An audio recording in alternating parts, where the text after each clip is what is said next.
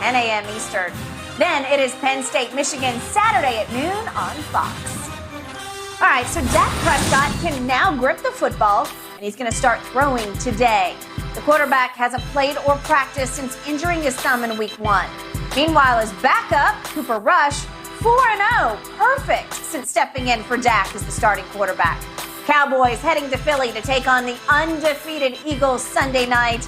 I saw that defense in person this past week, and it is nasty. Shannon, if Dak is 100% healthy by Sunday night, which QB would give Dallas the best chance to win, Dak or Cooper? Don't matter. Roger Staubach could play. Eagles still going to be undefeated come Sunday night. Roger would do a number on them. I saw him do numbers on Philly again and again and again. He did a lot of numbers on He might stink it up for 3 quarters, and then he'd be Mr. Hail Mary. Captain Comeback going to make it happen. Yeah. Skip, I believe Dak. I believe Dak would give them the better opportunity to win. And you've heard Jerry says you're going to come a time where you're going to need these special plays in order to go far. And Jerry believes Dak. Now, I understand what Jerry said, but Jerry always says he has the right to change his mind at any given time that he sees fit. Cooper Rush has benefited from a defense that's been playing lights out football. Now, Skip, I'm not so sure, and I understand the schedule has been very, very favorable. But I think the Giants may be a little better than we previously thought. I did not see them being 4-1, especially with Daniel Jones. With that being said, the Cowboys' defense has been outstanding. Give them credit all year long. The most they've given up is, 19 points? I think that was the Tampa, the first game of the season. 19 points.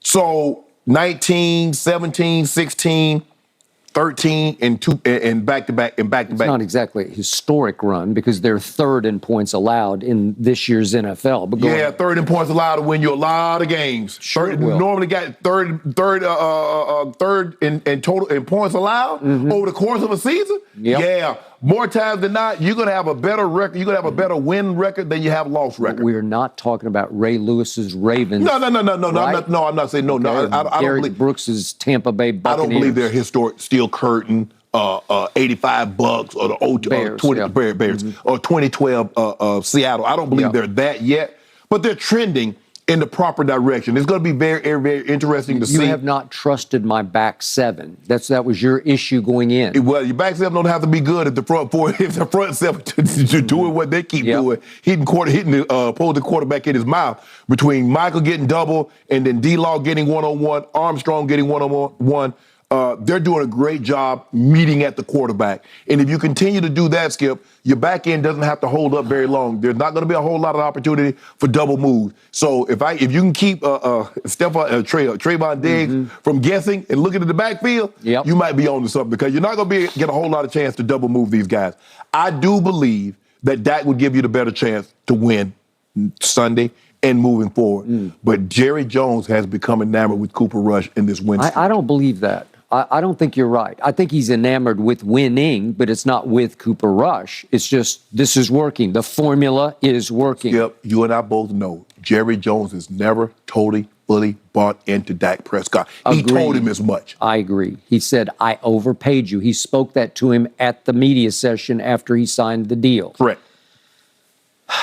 I believe with all my heart and soul that Cooper Rush, just on sheer momentum and mojo, would give my team a little better chance at 5-0 Philadelphia on Sunday Night Football than Dak Prescott would after 5 weeks off, after the bar got raised, after he has to grip the football. Let's say he's 1,000% healthy enough to grip it and rip it, that the pressure would be suffocating on Dak Prescott to try to live up to 4 straight wins at Philadelphia, thrown into that cauldron. The big green machine is on a roll, especially at home. That crowd, as you know, it'll be rabid. It'll be crazy. Sunday night, absolutely. They'd have a few. They didn't have some time, but they'll be tailgating since about 1 o'clock. But Skip, let me ask you this. You said that he's risen the temperature on Dak. Hasn't he risen it on himself by continuously to win? Hasn't he raised the bar on himself and your level of expectation with him?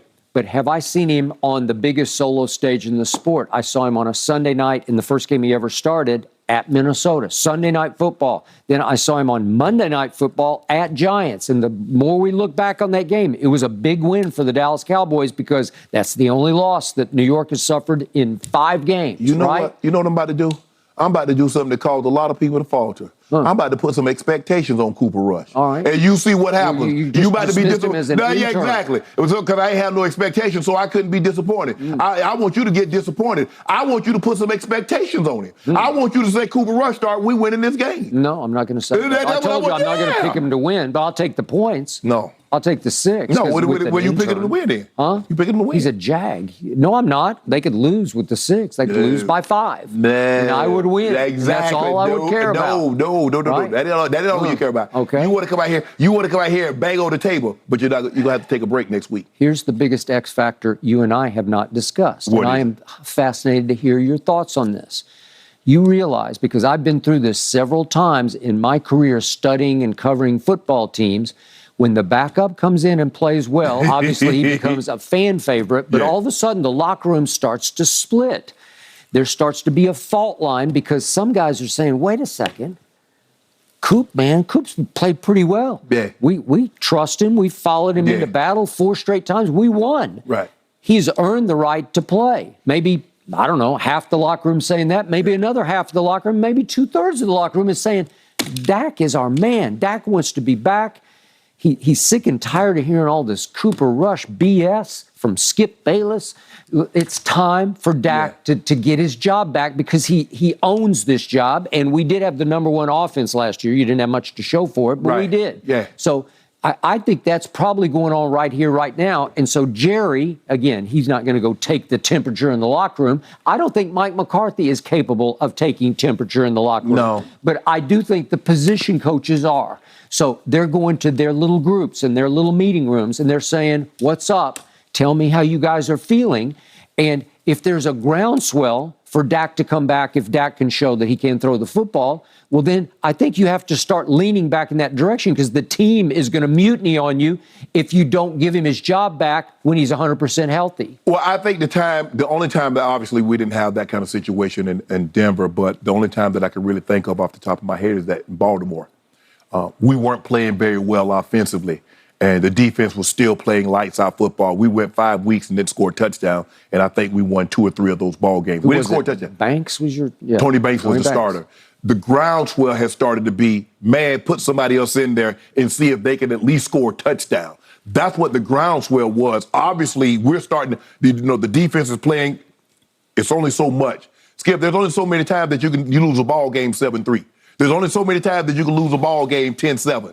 10-6. Before they're like, hold on, wait a minute. Tony Banks wasn't Dak Prescott. No, and so I think the thing was the groundswell was to start put somebody else in there, and then it came to a point. I can't wait till you see we did the documentary 30 for 30 about the 2000 Ravens, but it was like once Trey got in. And we lost the first game Trent started. Trent Dilfer. We lost the first game, Skip, to as a matter of fact, we lost to Pittsburgh, if I'm not mistaken. We lost 7-6 because we missed the PAT. But then we went to Cincinnati, scored, and we never looked back. We didn't lose another game. We didn't lose another game after we beat Cincinnati. We went all the way through the Super Bowl and ended up winning that. It was one of the great turnaround stories. And so that was the only time. But I've never had a situation, Skip, we got a quarterback, the starter was out, the backup comes in, win. Oh, okay. Well, what are you going to do? The starter gets his job back? No. Bubby started for John Elway, started 4 games. We scored a bunch of points. But nobody thought Bubby was good when John was healthy. John wasn't getting that job back. Nobody thought that. Hell no. So my personal experience with this, as I related on my podcast last week, was in 1991 when they went on a streak with Steve Berline. They won a playoff game at Chicago. Then they got blown out at Detroit. I made the mistake of flying back on the team plane that night. I got called to the back of the plane by somebody I think you knew, Mark Tuanay. Yeah. 6'5", 320-ish. And he was furious with me, and I think he was about to kill me, like literally kill me at the back. He was smashing me up against the little bathroom door in the very back of the plane because he was so angry that I had helped drive the Berline bandwagon, and he was Troy's literal bodyguard on and off the field as the left tackle for the Dallas Cowboys for Troy Aikman. So he was furious, and it hit me between the eyes almost literally. Wait a second, these guys... Yeah, they were winning with Berline, but they wanted Troy back in. They know Troy gave them the best chance to win. Okay, so I'm wondering, is there somebody in that locker room right now that'd like to have my head because I've been banging this table for Cooper Rush? Is that what's happening? Yeah, because Okay, well, seriously. I've been okay? trying to tell you that Dak Prescott is the best long-term solution. But we've seen this, like you said, Skip, hot. We've seen it. It goes back. This is not the first time. You go back to Earl Moore and Johnny Unitas. We know who Johnny Unitas was. In the 60s, I think he was considered the greatest quarterback.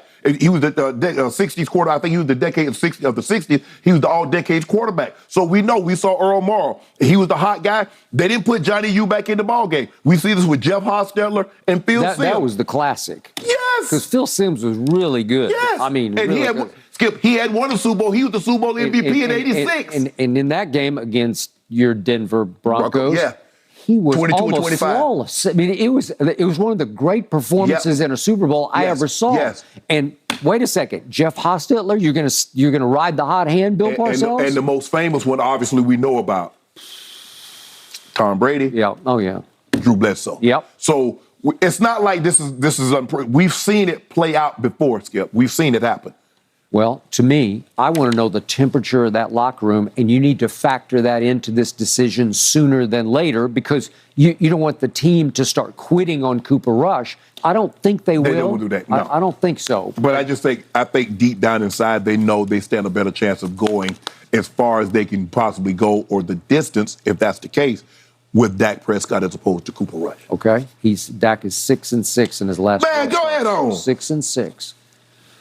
5-0 versus 6-6. Who would you want as your quarterback? One guy, 5-0 or 6-6? One guy's won the division like 3 times. I wonder who that is. Okay, and his playoff record is 1-3. What Cooper Rush record is?